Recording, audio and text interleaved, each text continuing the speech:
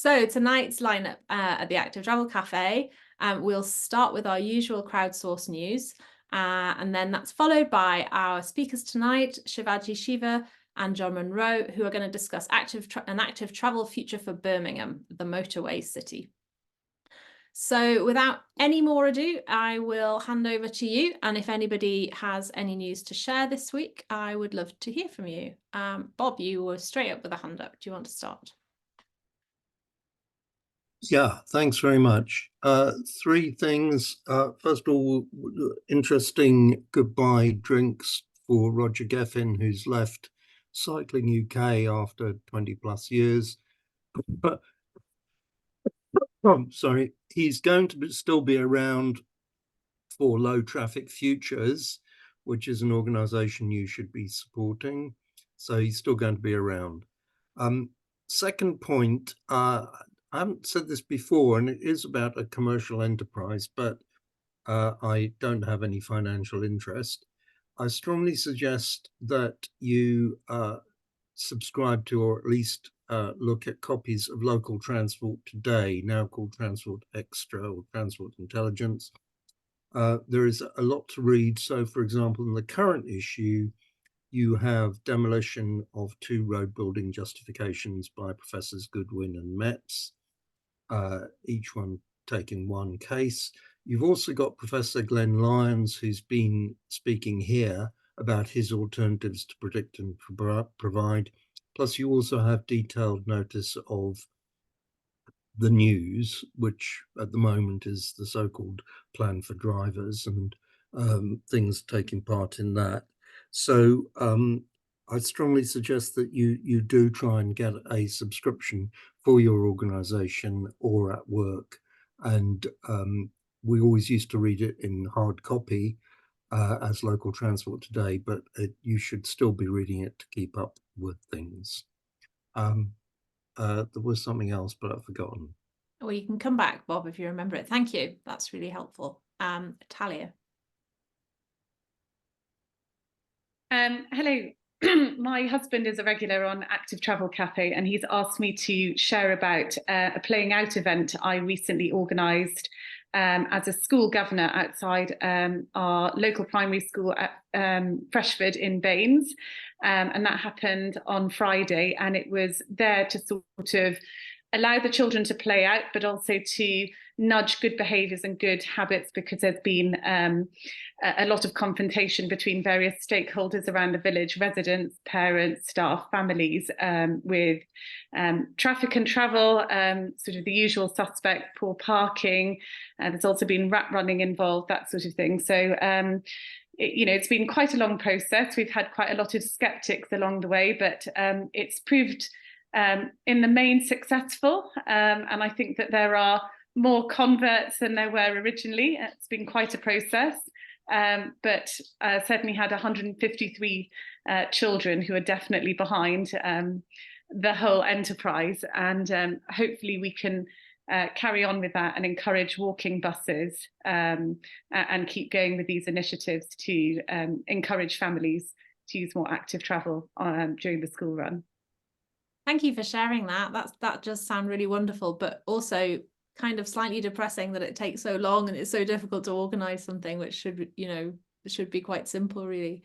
But yeah, I think that it's a shame really that there isn't more of that around, the idea of when you're thinking about school streets, whether that's the first step is to hold an event like that, but that doesn't. That's exactly what it was. It was a bit of a toe dipping. It was an experimental endeavour, really. And I think that for a lot of residents who I thought would be happy with the fact that we were addressing the issues that they were raising, the prospect of a school street seems quite polarising. But hopefully we can host future events and move towards the idea of a school street, which is always slightly trickier in a rural area, I've been told. Yeah, well, that's the challenge. It'll be, please come back and let us know how you get on. Thank you. Mark.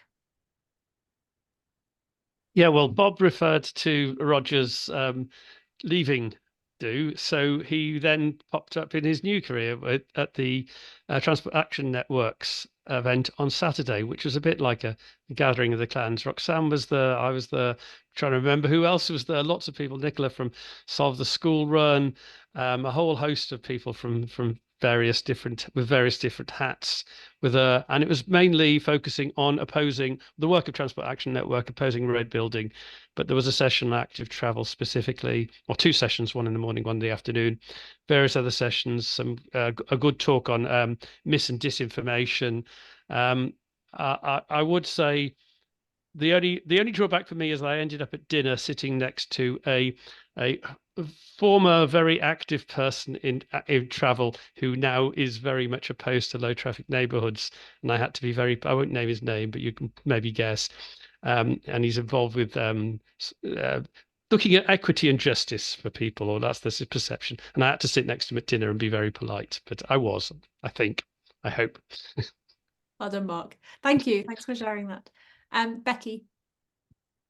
Oh, I wanted to just alert people that Transport for the South East, which is the regional body for transport, like the others in the UK, they're developing a regional active travel plan and strategy. And it's in certain part way through development. There is a steering group. I'm not on the steering group, but I have been invited to a focus group in April. And just to make sure that if you're in the Southeast, that you keep an eye on that regional body. I mean, basically, a lot of what they're putting forward is their wish list for various things. But when they're coming up with a regional active travel strategy, their approach is quite important. And Roddy Crockett from Sustrands is on the steering group. So we'll see what happens. Thank you. Can I just say something quick on this? That I'm speaking tomorrow at the Royal Geographical Society Symposium on Rural Transport, and Transport for the East are there. And I'd welcome Roxanne's view, but their approach to regional transport seems much, much better than Transport for the Southeast. But that's just my perception. Is that fair? Yeah, well, my feeling with Transport for the Southeast, and I have been involved really since they got together through Transport Action Network, but now I'm there as Cycling UK. I think, I mean, this active travel strategy should have been developed years ago. I mean, they've got loads of other strategies, so this is a bit late in development. And also, I feel they're using the term connectivity to use sort of new roads, basically. And sometimes active travel is just an appendage to the road schemes, but they are also talking about a new NCN 20. So we'll see what happens.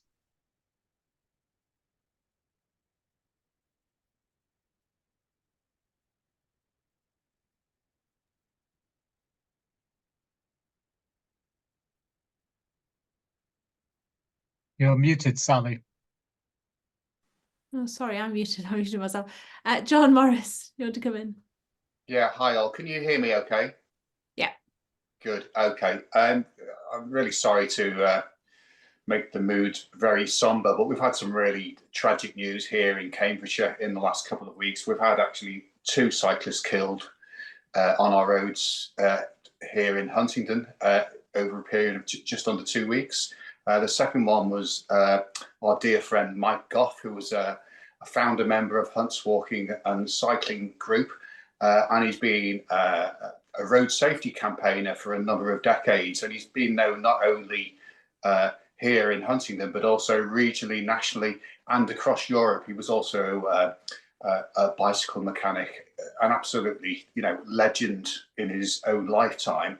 We're obviously trying to do what we can to honour his death, and also to make sure that he isn't just become another statistic. I put in the chat actually just a little bit about Mike and his final tweet, which he put out just 2 or 3 days before he died. I think it was a tweet or on his Facebook page. He referred to the death of a 63-year-old. Mike was 65-year-old, but there was a 63-year-old who died a week earlier. And Mike's final tweet said, "How many more will be killed before action is taken to stop you know, this carnage on our streets.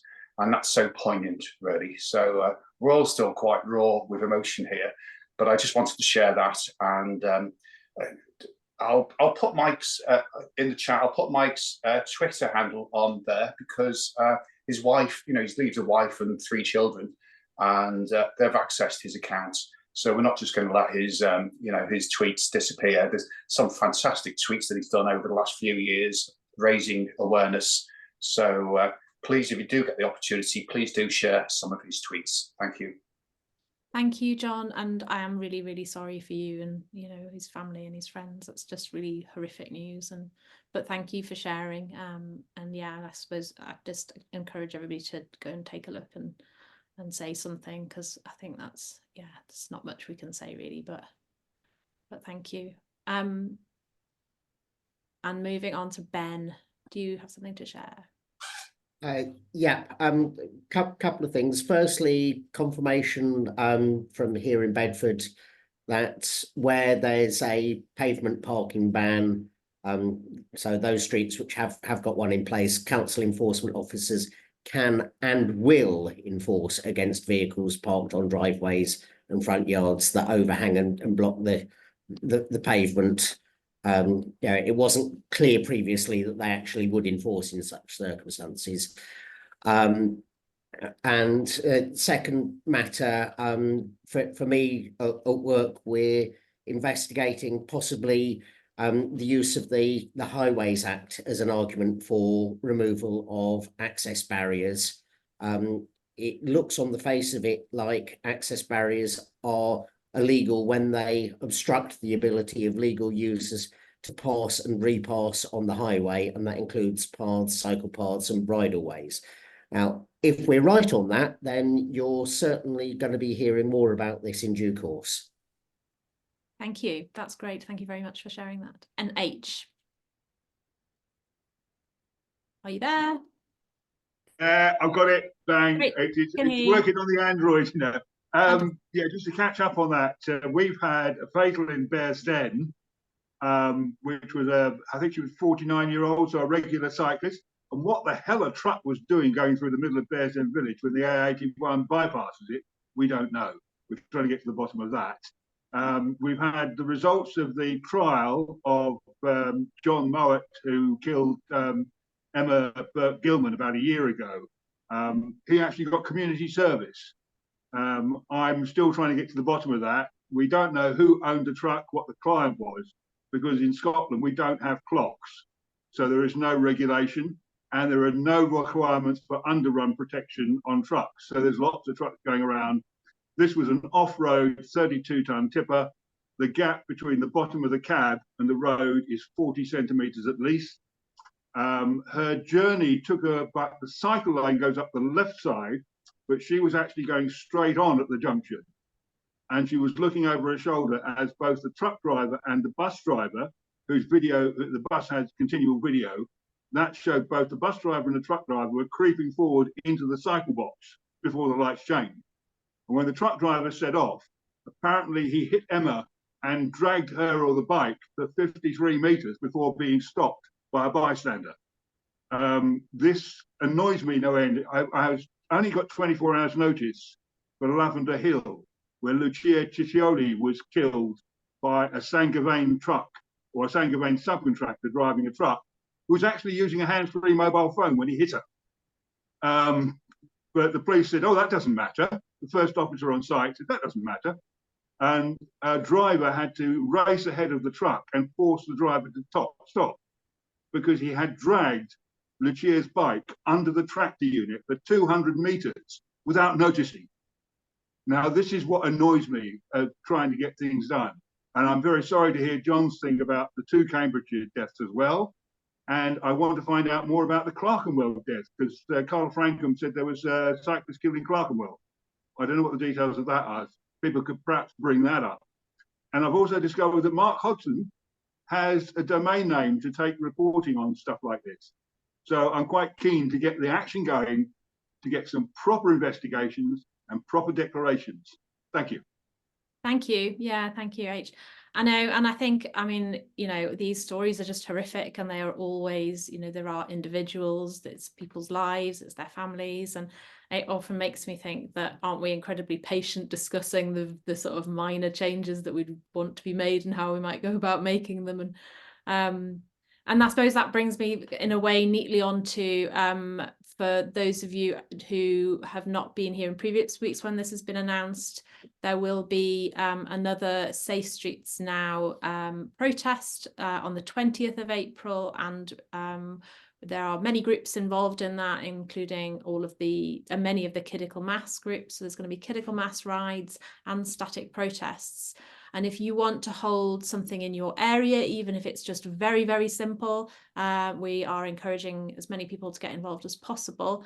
And there is actually a webinar tonight at 7:30, which will be covering how to organise a static demo or a critical mass ride for the 20th of April, if anybody is interested in joining that. There is still one, in fact, you won't have to sign up because I'll put the link in the chat for people here. That group are happy for that to be shared. And I think that's all the new, oh, hang on, have I got another raised hand there? Andrew, this is the, I'll take you and then we'll move on to our speakers. Thanks. Attended the launch of Sustrans and Stirling Council's Walk Cycling Index, whole load of data, questionnaires about the local population on their attitude to walking, wheeling, cycling. Would you do it if it was safer? Would you want some more money spent on it? It's the third time it's been done, so you can look back. One thing that struck was that the number of people who were happy for money to be spent on cycle lanes had dropped from 60% last time down to 30%. Some discussion about whether this was down to the fact that about the time the data was collected, a major piece of work outside Stirling Station had been done. It cost 5 million. Most of that was civil engineering to stop concrete falling onto a road below. But as a result of it, there was a new cycle lane and a bike shed put up. All the publicity was new cycle lanes, 5 million bill. So the entire population thinks that 200 metres of cycle lane costs 5 million, which may well account for then when they were asked, do you want more spent on it? They said no.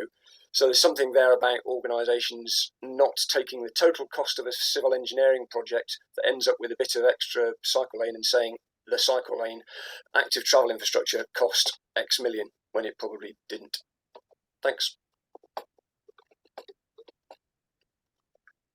Thank you, Andrew. Thank you for sharing that. And I think that brings us to the end of our news. And so with no further ado, I would really delighted to present our speakers tonight. Are you both there? Wave at me, yes. We've got Shivaji and John, who are going to talk about active travel in Birmingham, and I'll let you introduce yourselves. Do you want to share your slides, John? Sure. Thanks, Ali.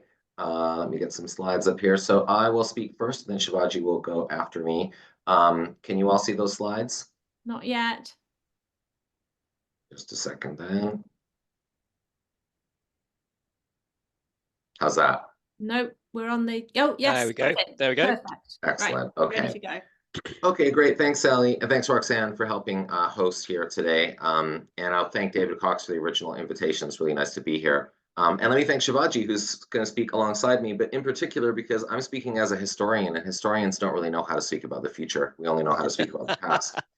And I will be sharing some reflections on kind of automobility, mostly with a historical view kind of leading up to the present and future, and then I'll let Shivaji take it from there.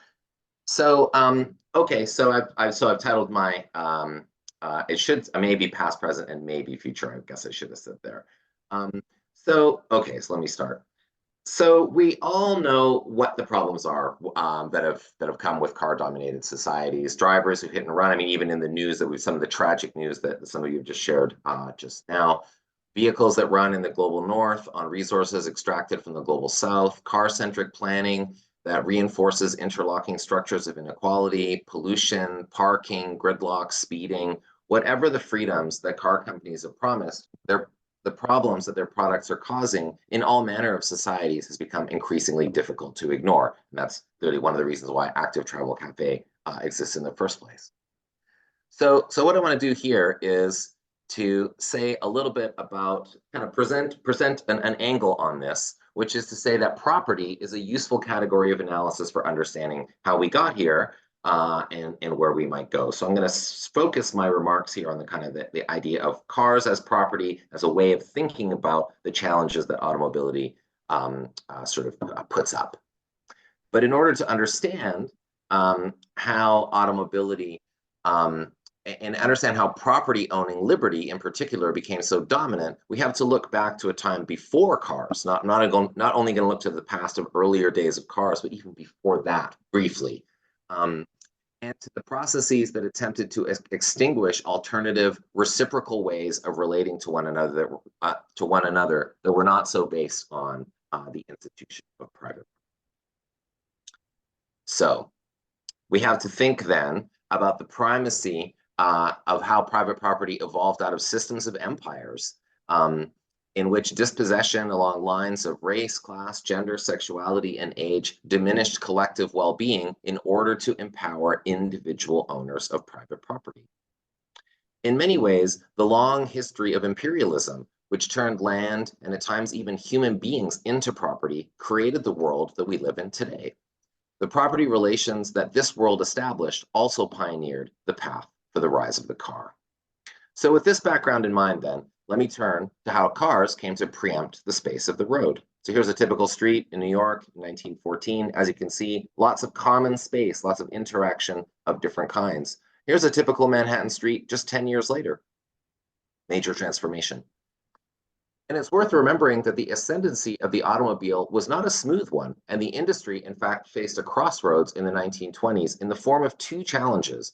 One was an economic slump, an economic glut as sales slowed in an otherwise upbeat market, and the second was public anger at the violent incursion of this form of private property into public space. Here's a cover of the New York Times from 1924 demonstrating that sort of idea. So the auto industry came up with three solutions to these to these problems, and one was the idea of floor space. The floor space referred to space on the roads as space within cities, and so the idea wasn't simply to make more cars, but also to create lots of space, an increasing amount of space for those cars on the roads of cities. And this is a photograph from Los Angeles, one of the pioneering cities in leading this kind of reconstitution of public space around the private property of the car. The second solution was to increase police powers, to police motorists, but also very much to police pedestrians and others who might get in the way of car-owning drivers. And third was jaywalking, which was a PR invention from the auto industry from the 1920s, which was intended to get pedestrians out of the way. I know we don't really have jaywalking here in the UK, but we certainly have this kind of corral fencing that keeps pedestrians out of the way of drivers. So it's sort of an infrastructural way of achieving the same sort of idea.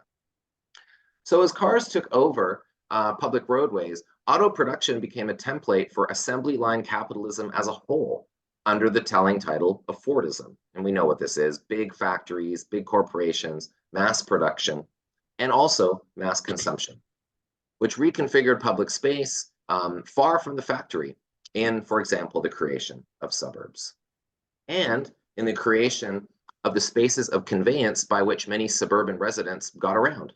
Here's the historic Black community of Paradise Valley in Detroit in 1959, and here's the same place 2 years later. In this case, an African-American commons was replaced by a white scar of space reserved for owners of automotive private property.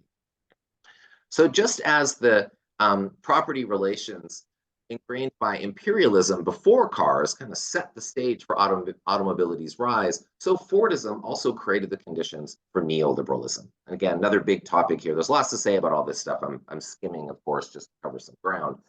When you think neoliberalism, you can just think Margaret Thatcher's quotation, "There is no society, there is only individuals." That's kind of.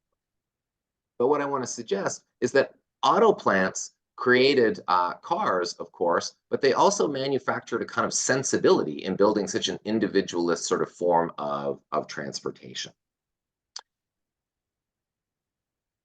And we can all see the results of kind of where all this has led today. So let me say a couple of things about where we are now then before turning to where we might go next. So the first thing I want to say about where we are now is that neoliberalism and Fordism didn't replace imperialism, they reconfigured it. And cars matter here as well, for in ways not so different from how domestic demand for such products as tea or sugar once drove the colonial systems expansion, automobility fuels foreign wars and the climate crisis today, as the people of Iraq, for example, know all too well. And secondly, in terms of where we are today, I want to note that the violence of car culture is not only projected outwards into imperial resource wars, but rebounds back to places like Birmingham and cities around the UK, cities around the world, through the violent imposition of this form of private property in our public space. And those impositions reflect and entrench existing hierarchies in the societies in which they take place. So, where do we go from here? How we might imagine a more just system of urban mobility, one that enables well-being rather than re-entrenching existing inequalities of property, is what I want to suggest. And I get us to picture ourselves at a junction, at a four-way junction, because I'm going to quickly propose 4 solutions before I wrap up here, 4 potential solutions, 4 potential routes out of the impasse in which we find ourselves. So let's imagine these roads as routes, again, that will bring us to the solution to the many interrelated problems posed by automobility. So the first one, electric vehicles. Surely they must be part of a green transition. Well, what I want to suggest here is that thinking about automobility as property is useful in reminding ourselves that a green transition isn't necessarily a just transition. Because the solution to the problem of too many cars can't be yet more cars, especially heavier ones that will make collisions all the more deadly. Also, because electric vehicles appropriate public space for private property in new ways, such as through charging points. And because electric vehicles will deepen the imperial inequalities of our global system. Plus, the stuff that goes into electric vehicle batteries doesn't appear out of thin air. Much of the world's cobalt comes from the Democratic Republic of Congo. It's a big chunk of nickel in today's Indonesia. And there's a lot of lithium in Chile. So there's ways in which electric vehicles will entrench and deepen global inequalities. So to consider a different route then, conversations about the problems cars cause often turn to enforcement. And here I just want to pose this more as a question to suggest that we might want to ask ourselves, in our desire to address the issues that automobility raises in societies structured in dominance, do we really want to spend time advocating that more power be given to those who are charged with literally policing that system? I'm not sure. It's a question, and I think it's one that's worth thinking about. In many cities, local authorities contact towing companies, just to give an alternative to policing here, to remove rather than just ticket badly parked cars. And so maybe we don't need the police to deal with this issue. And in fact, maybe the system of challenging automobility works better without the police. So another solution then is infrastructure. Infrastructure isn't reliant on the availability of enforcers whose power has unwelcome implications. Infrastructure isn't about trying to convince car owners to operate their private property in ways that doesn't endanger other residents. It simply designs their danger out of the collective landscape. More democratic, egalitarian forms of infrastructure opens public space to the public without restricting the ability to move about one's city or town in dignity or safety only to those who own cars. And infrastructural change can be impressive at scale, and it can also be expensive. But we can start small. These planters cost just a couple £100. They could be placed in the roads around every school in the UK, ending pavement parking and engine idling tomorrow. So if infrastructure provides a promising route to the future of greater well-being and more democratic public space, how do we make this happen? I want to suggest that waiting for the authorities to become enlightened and bring about the change we need would be almost as foolish as waiting for the police to serve and protect the people above private property. And from feminism to gay liberation to the Black freedom struggle, time and again, it's activism from below, not reform from above, that's challenged hierarchies of property and power to create flourishing common. As everyone knows, let's get a couple images of the Netherlands here. I can't have a talk without that. I'm almost done, by the way. As everyone knows, the Netherlands is famous for creating space for non-automotive mobility. But this didn't happen automatically or easily. Militant campaigns, I'm sure very familiar here, with names like Stop the Child Murders, took to the streets and took back space on the car-dominated roads, which is how, second slide, there we go, which is how streets like this one in Amsterdam became streets like this one as they look today. So activism against automobility can be local, but it can also speak to bigger historical structures that drove us to this place. The original critical mass rides, for example, grew out of protests against George H.W. Bush's war against Iraq in 1991. And the conversation here in Birmingham,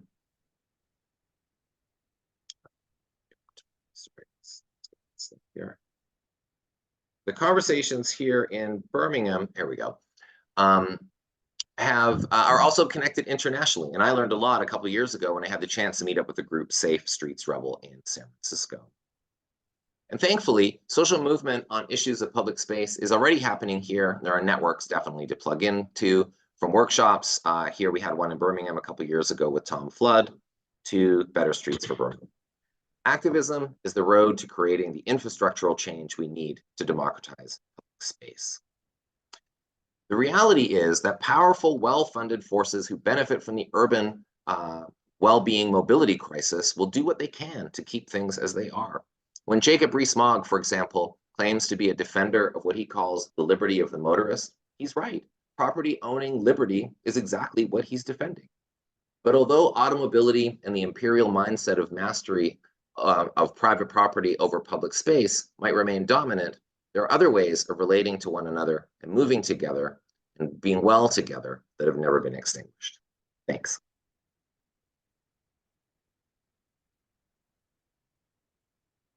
Over to you, Shivaji. Thanks, John. Right, as the change of backdrop might suggest, I'd like to talk about what we have now, what we're working on through Better Streets for Birmingham. And just highlight a few of the local developments that are shaping what the future in Birmingham might look like. We'd love to think that we'd play a role in that.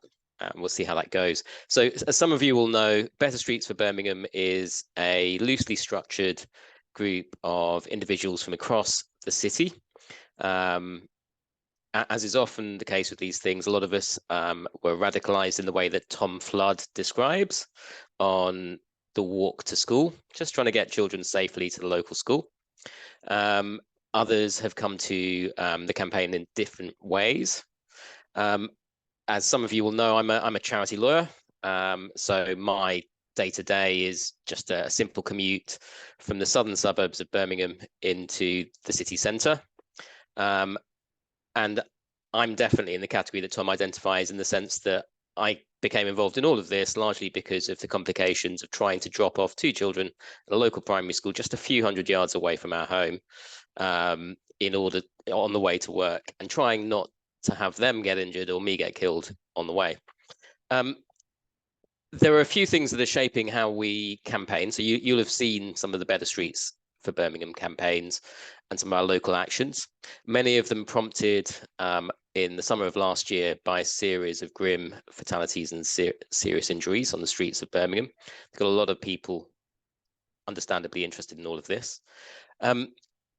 More recently, we've got a series of things that are influencing how we engage and how much success that we have in pursuing the results of those earlier actions, which include meetings with senior politicians both within the City Council and within West Midlands Combined Authority.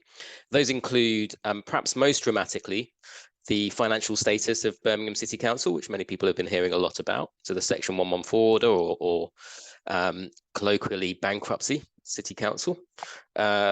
And the fact that although many of the projects we'd like to see fulfilled are funded externally, and so there are pots of money that are available, In order to try and make those happen, as many of you know from your day-to-day lives, we've also got to get orders, TROs, we've got to get members of staff coordinating the projects and the consultation with local residents, and all of that is proving much harder just at the moment.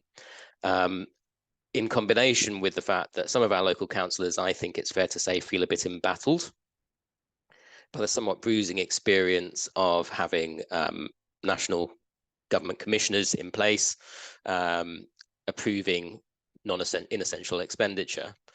So the prospect of picking fights over the removal of a parking space somewhere, or we'd hope more dramatic steps, isn't always an easy decision for them to make. So there's that, the position of the council. We've got the Metro mayoral elections, and the event I'm moving to after this session is a set of hustings locally. So we've got an interesting question about which of our local candidates will offer what. The pleasing thing is that as they do the round of community groups in the run up to that election, they will, I think, come up against the demand for safer streets. And an example would be Andy Street was last night at an iftar event, the breaking of the fast, and local mosque celebrating Ramadan, Green Lanes Masjid as it happens, where one of the items on their summary of the year was the Safe Streets Now campaign, the fantastic work they did in producing a video and other material there. Some of you may have seen those videos. And so I hope it is apparent both to Andy and to the other candidates that there is a desire in the city for safer streets, for road danger reduction to be taken seriously. We've also got councillor changes. So we've got a series of councillors who are stepping down, either because of the fallout from the financial crisis within the council, or because of other issues such as concerns about Gaza. And those include two, for example, on the A38 cycleway between the city centre and soon Longbridge, which is due to be extended from Selly Oak out towards the edge of the city. And on that route are both Selly Oak and Northfield, where we can expect changes to take place. So that's an interesting local wrangle, and there is at least one potential councillor with a very strong positive position on active travel. Elsewhere, the results of those changes remain to be seen. You've got another local dynamic is in Kings Heath low traffic neighbourhood. Some of you will have seen mentioned repeatedly on social media and by some of the individuals we've been discussing in other contexts this evening. And in Kings Heath, what we're expecting is, if plans proceed as they're supposed to, within a couple of months, we should be seeing the introduction of the second phase of a low traffic neighbourhood, which has been a flagship aspect of the transport policy in Birmingham, but which has proved quite difficult and been suggested to be very divisive. And I think it's fair to say has in some cases proved to be divisive. And I suppose we're just waiting to see exactly how that is introduced and whether it comes in anywhere near the timetable that has been set.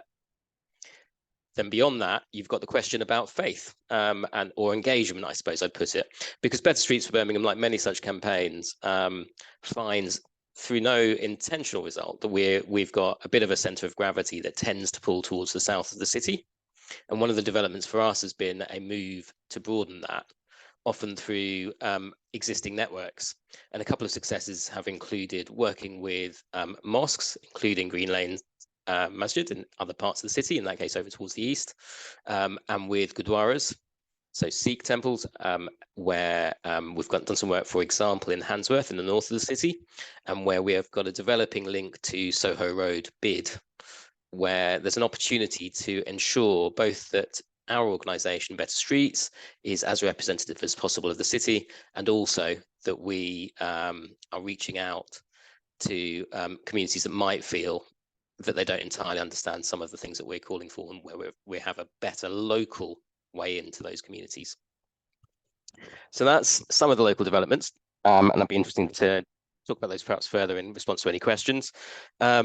Another one is a structural development, which is just that Better Streets is by its nature to a degree political, but we're seeing soon, we hope, walk, cycle, play, a new cross-city charitable organization, which will coordinate work between pedestrian organizations, between Push Bikes, a long-standing cycle campaign that many of you will know, and organizations focused around play, such as Rome, a local charity looking at promoting independent play, and we'll work closely with organizations like Better Streets to support its charitable activities, those bits of its activities that aren't so political that they're non-charitable, in a way that we hope will facilitate collaboration across the city.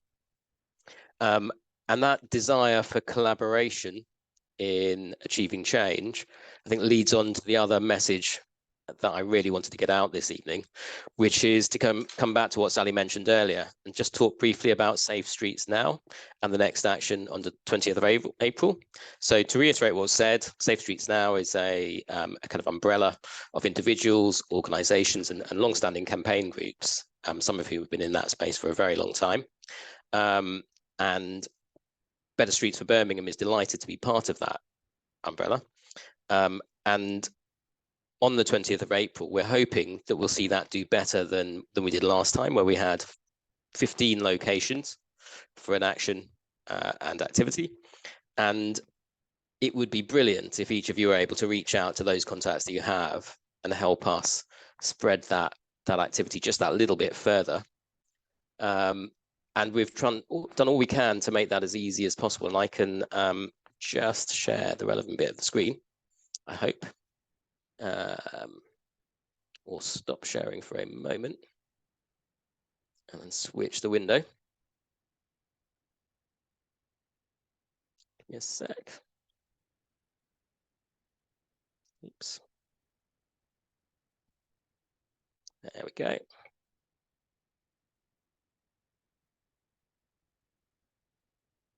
So that took a little bit longer than I expected. Just to show you there, we've got the list of the last locations that we had. We've also got a page devoted to new action, and in that there is a set of tools for getting involved, which make it as easy as possible. Combined with the webinar later today, we hope that will enable you to encourage people who might just have one or two individuals who are willing to get involved, but who are going to find it easier to do that if they know that there'll be support from the wider group, from the sort of people who are on this group today, and also, of course, those who are actively involved with Safe Streets Now already. I think that was pretty much all I wanted to add for the moment, so I'll leave it there. Thank you. Thanks. That was really fantastic. I think we all always like a bit of history, and I think it's really important. I will take the questions. I think one or two in the chat. I had a couple of questions which I want to ask you first, though. I was really curious I'd love to know what you think, John, starting with your talk about US activism, because I know that sort of I followed over the years various activists in the US, and I always think there's a lot of kind of creative ideas. I don't know whether there's enough sort of cross-fertilization. What you think about that, whether you think there are opportunities of learning more and how we might go about doing that. It's a very good question. Yeah, I mean, there's a bigger landscape there, it seems, of activism. It's more varied, it seems a bit to me, around transport issues. If I had to characterize the biggest difference I can think of, it's kind of one thing I touched on briefly. It's the attitude towards the police. It feels like a lot of activism around car culture and around active travel in the US is really connected to social movements that are also critical of the police, which we know, Black Lives Matter and so on. There's a lot there.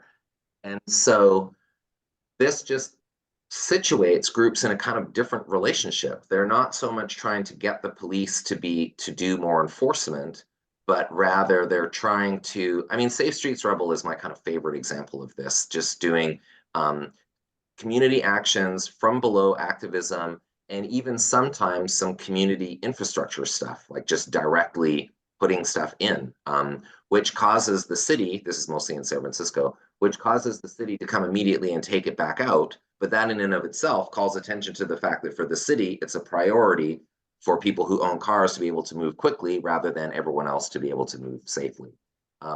So I think the police stuff here is more, and for good reason, you know, it sometimes feels so dismal just trying to move around safely in British cities, and the police often don't enforce. So I can very much understand that sort of idea, but I'm just not sure. That's why I posed it as a question. I feel like the last thing I'll say about it is here in Better Streets for Birmingham, which I'm also a member of, we have quite a healthy variety of views. Not everybody agrees on how we see what our relationship to the police should be.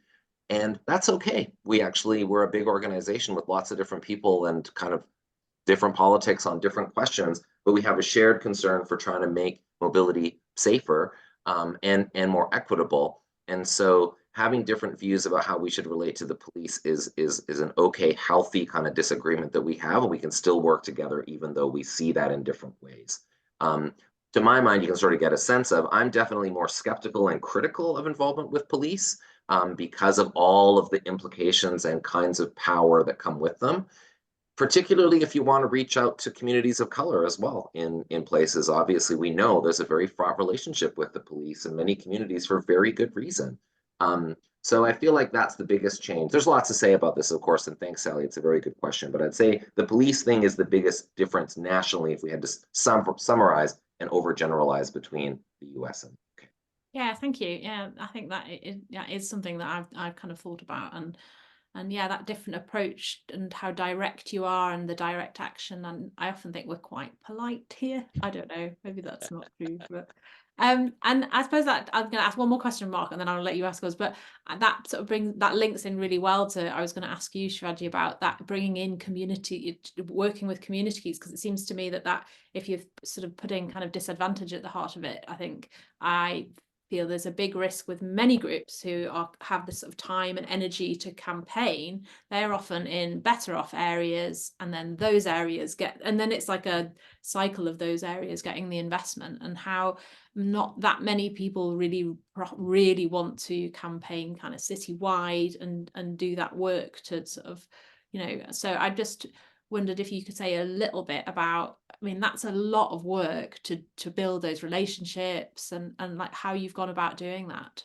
So I think the first thing to say, and perhaps the most important, is that we have the advantage that we're not trying to take our organization into other areas so much as say we can help organizations that are there. And when I say help, I'm just talking about, you know, bringing people together, really. So one of the joys has been watching individuals go out and make contact with different organizations and be able to say, well, we understand you'd like to do, I think the key example might be Azan Khan, who was a 12-year-old boy killed just crossing the road to get to a local shop, doing everything right, on a crossing, lights in his favor, the whole thing. And he had a community around him in which some local mothers had been campaigning to try and make that area safer already and for a long time. And they had not had the result that they should have done. And what's been really nice to see is those people approaching individuals within Better Streets and people being able to say, well, fine, well, you know, it's your campaign, it's your area. What do you want to do? We'd love to come and get behind you on that. And then to see a local action organised and to see that the speeches that were published, the articles in the paper, all of those sorts of things featured those people who are local with Better Streets behind them to just add numbers and support. And that felt really good. And it's been brilliant that it's worked that way, but also in reverse. And last night, the example of Green Lanes Masjid is brilliant because it's a really, really successful local mosque. That has a regional significance because of the strength of its work, and that includes working with a variety of national charities, developing youth work, a mosque which in itself is incredibly well organised and much more. But they're in Small Heath, which within Birmingham is not a very well resourced area. It's quite a difficult area from that perspective. They have a congregation where I think they told me it was more than 70 different ethnic groups, communities that they serve. So there's just doing that from the simple perspective of running, a faith organization, forget all of the wider work, is complicated and, takes real skill, which they obviously have, and they've chosen to do much more to reach out. They run a food bank and all of that. So it's great to be able to reach across and have that situation. But you can still see now on the cycle ride there, it only takes, I don't know, 25 minutes from my home in leafy Bourneville to get to the mosque. But I can cruise in on NCN5 into the city centre near the central mosque, and all of that is really, really easy. And then you turn right and you're on, the margins of really quite unpleasant roads. And often in a scenario where I still remember the moment when there's a car showroom blocking essentially the pavement, which no one is therefore using, and you can feel that transition.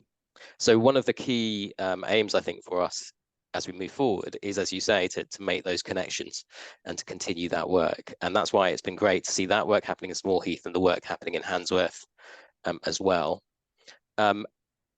With the other side of that being the enormous benefit we get from an organisation that has the strength, both organisationally in terms of its own capability, but also, a brilliant comms team, but also in terms of the number of people it serves and is supported by, getting behind this campaign. And all of them understanding the complexities and being able to say to us, well, of course, we have in our congregation people who have inflicted harm while driving a motor vehicle and who have suffered greatly from that harm. Some of you will remember Zahid, the brother at the end of the video that you may have seen, who addresses the camera about the importance of road safety and then stands with difficulty to reveal the fact that he's been seriously injured. So it's been great. Sorry, that's quite a long-winded answer to your question. Yeah, no, but I think it's really important, and it's really, really interesting to hear like kind of those different approaches. Like I found in my research that actually there are streets that people are still protesting about them being dangerous for their children, and they've been protesting for 50 years. And you think, and actually some of that kind of very micro, just literally mothers complaining about not having a crossing or whatever it is, because those children grow up and then it's new people come in all the time, and it's the same with schools. And often, and also those people are too small and easy to ignore. I think that it needs to be a bigger thing with more people, doesn't it, behind it? And then, absolutely. And to make the link again to Safe Streets Now, I will keep banging that drum because we really want the turnout. The piece about school streets and trying to bring those to all schools is so important, because so many of us have that experience of starting with children in a new school and thinking, oh well, I can throw some help and expertise and energy into improving my route as a cyclist or their route walking or whatever it might be. And then you go through the years thinking, I'm trying to inch forward on this, and suddenly your kids are grown. I don't know about you, but that's how it felt to me. Suddenly 2 of them have gone through primary school and we're moving off to secondary school and don't want me within 100 yards of them as they walk to school. And very little has moved. In my case, I can claim one modal filter 100 yards away, which makes the walk along one particular side of the road that leads to the school a little bit safer. And I claim that along with 140 other people. That's why you have to aim high. You might as well. Well, exactly. It's so hard to get. I'm going to bring Markin. Sorry, you waited really patiently. Have you got a comment or a question for? Well, it's just interesting observing. I don't know if Phil is still here, but we went to the US about 10 years ago for TfL. And we were talking to NACTO and some of the US officials. And I do think it's an example of, it's superficially, there's a lot of similarities between North America and the US and the UK because of the language, but actually there's a huge amount of difference.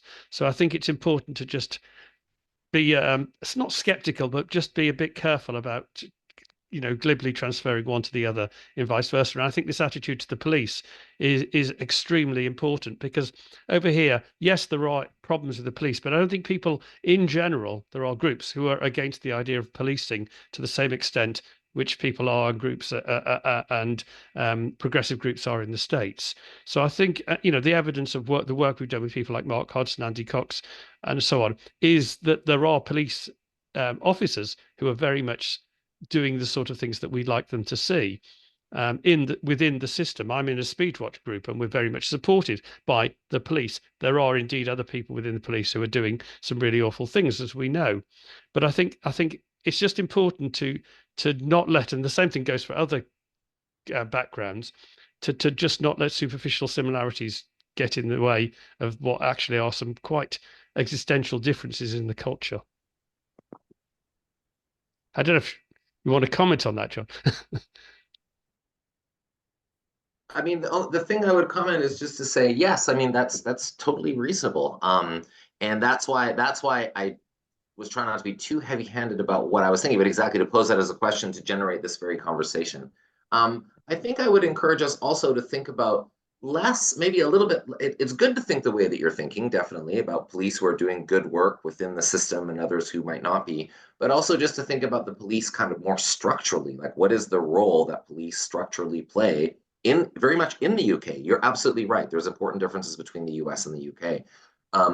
But I think if we're thinking about, if one of the issues, I guess my larger point is, if one of the issues that we're grappling with is the way that automotive private property in particular has become so dominant, and this is one of the big issues that we have, public space dominated by the private property of cars, the structural role of the police is to enforce private property.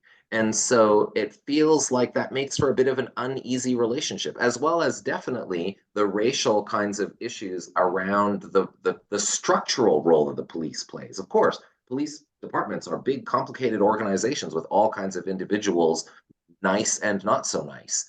But I feel like in terms of thinking strategically about the work we want to do to make our cities more equitable, generally, transport connects to other issues on this, that I just feel like a healthy skepticism around the role that the police play as an organization is just worth thinking about. I don't know. I feel like there's an overlap between what we're saying. We're disagreeing and agreeing, I think, in different ways here. It also feels like, Mark, we could talk about this for an hour. I'd be interested to hear more that you might think on this as well. I'd love to take this offline, do it separately because it's unfair on everyone else. But what I would say is there is a definite internal split within the police, and those traffic police officers I know have often felt disregarded by other people in the police who are told that they're not doing real policing. They're not.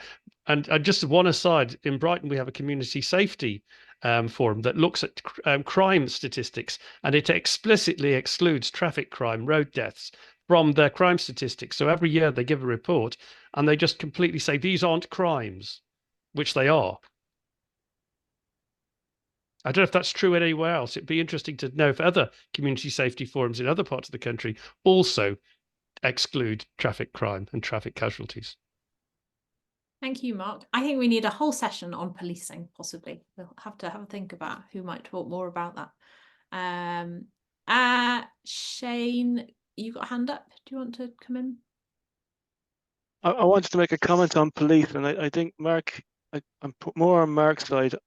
I think the difficulty for us is that sometimes our police are more uniformed agents of economic activity than policemen, in that they see their jobs as being to facilitate economic activity, and they see motoring as a proxy for economic activity. And I think that's part of the problem. One observation I'd make about the police in Denmark or Holland or Austria or Germany is that in those countries, what we call bikeability or bike right or national cycle training was historically a police function. And it was the local policeman that was out in the playground with the kids, teaching them how to cycle the bikes and then taking them out onto local roads and testing them on their hand signals and looking over their shoulders and that kind of thing. And I sometimes wonder if that is part of the reason why police in those countries have a different attitude to the use of the roads by kids. It's just something I wanted to throw out there as a topic to provoke thought. So I'll get out of the way now. Yeah, no, thank you. I mean, I think we'll add all these things and we'll have a think about what we might do around this, because I think it is something interesting to look at. And I don't know if you want to come back on that, John or Shivaji. Very, very quickly, I'll just say what I find so healthy and invigorating about this very conversation is I feel like, and that's what I was kind of hoping to prompt, is sometimes we feel like enforcement is just a go-to, it's an automatic response. Like, why are people allowed to drive in these dangerous ways? We need enforcement. It's like the first thing I think of. And so I feel like just thinking about other ways we might come at it are also, and which people are already doing, but to foreground other ways we might come at it is also another way to just think about this rather than to move like so quickly and so directly to the enforcement conversation, which again, I want to do myself. Yeah, because we just carry up, we do things that we've always done. And I think it's always good, isn't it, to sort of think, why are we doing these things? Are these the best way? you know, what is the best way to achieve what we want. Bob, do you want to come in? Yeah, I just wanted to, if I can just add on a little bit to this important discussion, as someone who's been supporting and working with police for a number of years on this. Actually, I think cycle campaigning in this country has tended to say, well, we don't want to get into enforcement. It's partly because some people tend to be skeptical of the police, but also because they don't want to be seen as authoritarian or whatever. And there's kind of the idea that if you just do infrastructure, then you won't have to worry about this. And I would argue against for two sets of arguments, which I'm not going to go into in detail now, but one about how you can't actually engineer everything out. But secondly, more importantly, what's come out of the last few years, in my opinion, is that while you often have a nominal support for infrastructure, when it actually comes down to it, you're still up against the same ideological problems that you have when you're starting to talk about enforcement. And this is why I coined the phrase car supremacism to talk about car culture 30 years ago, and why my colleague Ian Walker has talked about motor normativity, and you also have the car brain, moton culture, and so on. So we're actually now taking us further into a wider thing about culture. It's not just private property in public space. It's about the whole ideological buying in of the working class into the idea that you have a right to drive a car, and this is the way you deal with issues. So it's, I think in an interesting way, it's also sort of come together around this. But we do need to have a session just on this, I would say. Thanks, Bob. Do you want to come back on that, John? Have you? There's so much to say about every one of these comments. I mean, I'll try to be extremely brief. You're absolutely right, Bob. You can't engineer it out. I mean, from the perspective of Birmingham, though, we have so much engineering to do to try to fix the way that the roads are so car dominated that I'd be happy to go a lot further down that road than Birmingham has. And then secondly, the other thing too is like the other part of the police, it's not just the police themselves, it's also the kinds of punishments. Like for me, for someone to be incarcerated for driving badly is a solution that has limited appeal to me. I'll put it that way, right? And that's a whole other conversation. We can think about carceral solutions to societal problems. And that very much fits into this conversation as well. But I'm really appreciating all these excellent comments. Are giving me lots to think about. Thank you. H, I'm going to take yours, and then I've got 2 questions in the chat, which I'll take. So do you want to come in first? Can you keep I it? think We've got like 4 minutes. So okay, I've got it now. Quick, Shiva, the Birmingham hospitals main station is university. And I'm quite keen on seeing how many hospitals are so close to major railway stations and bus routes, because they're generating between 30,000 and 50,000 journeys a day for people going to the hospitals, which could be by sustainable transport means, but they're not connecting. A local hospital spent 7.5 million of NHS budget on a multi-storey car park when their bus shelters are exposed and vulnerable. So I'm wondering how we can get the bus companies and the train companies to bite your hand off to get passengers on their trains and buses to go to the hospital, because we actually make it easy to get to the hospital. We recognise that we connect the journey generators to the journey providers. So I'm going to come in with a daft non-answer, and then I'll leave it to the many people on this call who are better qualified than I am to answer properly. But my daft non-answer is that I live, I don't know, a mile away, a mile and a half away from University Station, and really not very far away from the hospital. And it is on the wrong side of Selly Oak Triangle, which is a grim kind of 70s standard motorway scheme of a development that was put in far, far too recently to be as grim as it is. And I think everyone locally knows that. And I absolutely know that there are people within the hospital's trust. Ian Wacoin's on this call. Chris Chiswell is brilliantly active in this space, doing great work, who recognise the frustrations. I'm sure that there are others higher up who do, but it's probably a bit more complicated and way above my pay grade to suggest solutions. One thing I would say is pedestrians and cyclists are wonderfully insidious at how they make up for the deficiencies of the transport network. Yes. You will. It's at Queen Margaret's Hospital in Dunfermline. They've had to put down a tarmac path through the car park because that is the shortest way you can get from the main reception 400 metres to the railway station. And pedestrians have broken down fences, worn tracks through the grass, and eventually people have to recognise that they want to make those routes. Yeah, Thank you. I mean, you'll see there's a comment from Ian in the chat, which is well worth a look. And I'd also say that at the moment things are going slightly the wrong way on that particular development between the triangle and the hospital, in that they've just put in more fencing to block a pedestrian desire line, to make it harder to make the journey across the shops slightly less grim. And I can't state it better than that, because it really is grim whichever way you do it, unless you're lucky enough to be able to make all your journeys to Selly Oak Triangle via the canal. And even then you have to pass under a grim car park underneath Sainsbury's. Sorry, that's a local grumble. It's probably worth taking some other questions, I think. Yeah, I've got 3 in the chat that I'm going to take because they've been very patient, waited a long time. So the first is, how many of these problems with automobility or motor normativity, as I think Ian Walker calls it, are caused by the longevity and sunk cost fallacy of cars, typically having a lifespan of 20 to 30 years, so that somebody buying a car today will not want to part with it for several more generations? One for you, John? You could answer this as well as me. For my Sure. part, I'll say again very briefly, when I'm talking about property again, it's not just any old property. We have to remember the auto industry, the advertising arm of the auto industry is, of course, colossal in size, power, and influence. And that's a lot of, I think, where that comes from. Yeah, and I'll just highlight the contradictions we see every day. So the lovely local neighbor who's incredibly environmentally conscious, but also has a huge EV, and, you know, probably parts where I wouldn't want to see it.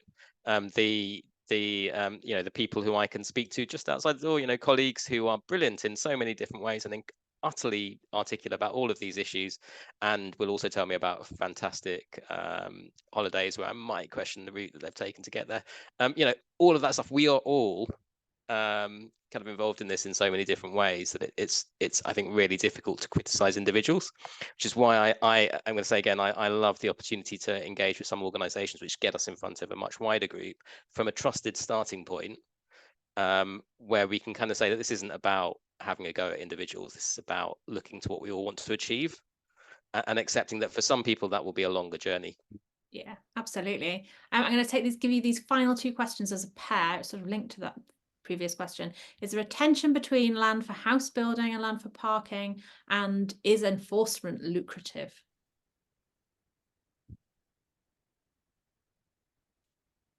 You look like you're about to answer, John. Is that right? You go first this time. I'm gonna do another short flippant answer. If you don't follow him already, Jordan in Birmingham. Do you know what his handle is, John? Well, if you follow Jordan and you follow Martin Price, both of whom are involved in the kind of urbanist circles in Birmingham, you'll hear a lot about local development plans that appear absolutely bizarre in that they are right next to a station, and yet provide for large gardens, or 2 car parks, or whatever it might, 2 garages, or whatever it might be. Go on, John. You've had time to consider now. Sure. I mean, is it lucrative? Not necessarily, but it could be. And this is why I'm always on about the towing. You know, this is another big difference in North America, not on the activism side, but on the kind of how these issues are dealt with. Towing companies, your car gets towed if you leave it somewhere where it's not supposed to be. And that's a much more equitable way also of dealing with the problem, because rich people will be equally inconvenienced by having to go get their car rather than think, well, I can just afford the fine if they're simply getting ticketed. And towing doesn't involve the police at all as well. So it could be lucrative to do it that way. There's some legal barriers, I know, to implementing this in the UK, but it's something that I wish that that more local authorities were kind of trying to work towards. And housing, I mean, there's so much to say about that too, but of course, housing is another huge piece of the puzzle. If we're not talking about social justice, housing, gentrification, and the property market, then we're only going to get so far. And the example I'll use is the one that I know very well, is my hometown of Vancouver in Canada. Vancouver got so much better in the 1990s. Vancouver was almost as bad as Birmingham for riding a bike. It was so dangerous. It was so hostile. but they haven't fixed it, but it's gotten much, much better. At the very same time, the Vancouver property market has priced many, many working class people out of their own neighborhoods. Gentrification has been a huge problem, and it's very difficult to live there. And I feel like other cities like Birmingham could learn a lot from that, is to say, okay, we want to fix the transit part, but if we're not focused on social justice, we might miss the housing part, and we might end up with a city that's lovely to cycle in for those who can afford to still live here. And that's doesn't interest me as a solution either. So the housing part is key. And if you don't want to say too much about it, just looking at Sturchley in Birmingham has both an illustration of the kind of challenges of gentrification. You can see some of that in newspaper articles just recently. And also we've got some housing developments, some recent ones where they're not nearly as active travel friendly as they really ought to be, given the strategic position of Sturchley, which is on NCM5, is within a couple hundred yards of what used to be Sturchley Street, is now Bourneville Station, and is on major bus routes, but also has a wonderful cooperative building being developed, which has some properties in it which I understand are going to be at sustainable rents as well. Thank you. I'm going to take Tim, very, very, very quick question or comment, and then we are going to finish. And I'll go with a comment then. I'm going back to John and the police. Firstly, we really should have a session on that. John will probably know I'm very active around engaging with the police in Birmingham. I'm one of those people who lives in the north of the city, which gets neglected and left out. Firstly, engaging with the police does something immediately about those individuals who cause the death and serious injuries on our roads, and we should not underplay that at all. I don't think John was, but I want to state that. For the people who do it as well, it's a really empowering activity around cycling. Being the subject of people who drive badly is very disempowering, and it's the main thing that puts people off cycling. But John, all those things that you're talking about, community, local action, is actually achievable through working with the police and your locality as well. They're not mutually exclusive, and we're trying to do something around that nationally. And Sally, I'd like to make a contribution on that if we discussed it at a later date. absolutely, yeah, we'll have to put our heads together and see. I think it would be interesting to have some people coming with different perspectives on that. I think it would be a really valuable discussion, because I think possibly like John, my feeling is that how you relate to the police possibly depends on who you are, and I think some people, the police are there to help them, and other people don't have that relationship. So I do think it is something that needs more thought, and that there is a decision, isn't there, about what we use the police for. I am now going to bring it to close. A big thank you to our speakers. I think everybody's really enjoyed this session. Lots and lots to think about. And please have a look at the Safe Streets Now website if you're interested in doing something. Get in touch with the contact there, share it with friends, share it on social media. That would be fantastic. And then just to close, we are now taking a 2-week break for Easter, and we are back, I guess it is the 16th of April. And our first session back, which is a postponed session, so apologies for that, is Phil Jones and Karina Rutter from the Welsh Local Government Association, who are going to talk about implementing the 20-mile-an-hour default speed limit in Wales. So that should be another really interesting session. So hope you all have a good break, and we look forward to seeing you soon. Thanks, everyone. Bye.